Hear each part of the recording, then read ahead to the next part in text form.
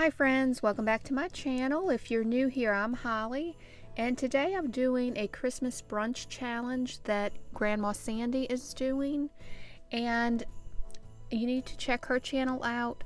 She does a lot of different types of videos, food pantry, grocery hauls, tablescapes, things like that. So please go and check her channel out and support her channel. Now the recipe I'm making is a ham and cheese pinwheel, and I found this on Pinterest and I thought it was a good brunch idea. So for this recipe you will need some ham, and you want that sliced very thin, and some Swiss cheese, and you want that to be thin also, and I just bought the extra thin Swiss. And you will need one classic pizza crust, and I'm using the Pillsbury. For the glaze, you will need 1 tablespoon of Worcestershire sauce, 2 tablespoons of brown sugar, 1 tablespoon of poppy seeds, and 1 tablespoon of Dijon mustard, and 1 stick of butter. Now you want to flatten the pizza crust out to a 13 by 18 rectangle.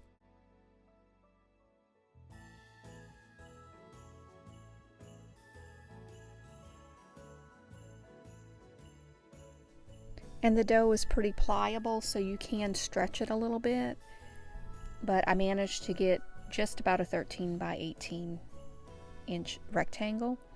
Then you just start adding your ham, and I made the mistake of only adding 1 layer of ham. You should add 2. I felt it wasn't enough with the 1.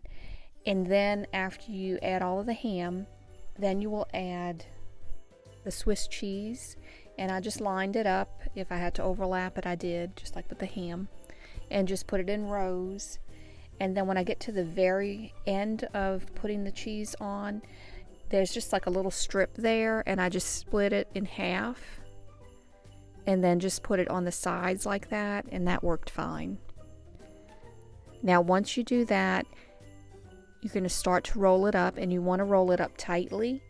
So, and you also want to roll it up from the long end, not the short end. So make sure that the long end is facing you, and then you just roll it up that way. And like I said, just make sure it is tight, and you may have to move the cheese around just a little bit just so you can roll it. Now once you get it to the very end, kind of put the end of it, try to stick it to the other end.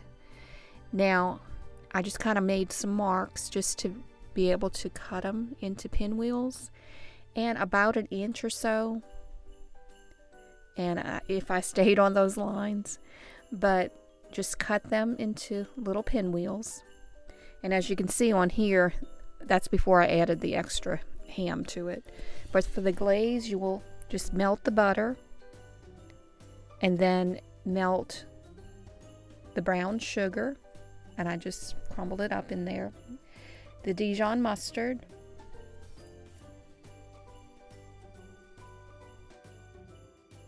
the Worcestershire sauce, and then you will add your poppy seeds.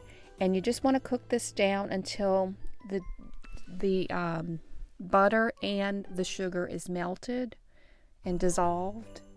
So you're just heating it through basically. Now once you have that done, put the pinwheels into a 9 by 13 inch pan, and you want to kind of have it just a little bit of space there so they can expand. And as I'm saying, you want to make sure that you do those 2 layers of ham, because like I said, I didn't have enough to do 3 of them. I ran out of ham, but it worked pretty good. So the next thing you will do is take that glaze and then just pour it over each of the pinwheels, and I try to just make sure I get it on each one before I continue to pour it any more on the others. And then once you have that done, you will put it in the oven on 350 for about 25 minutes uncovered.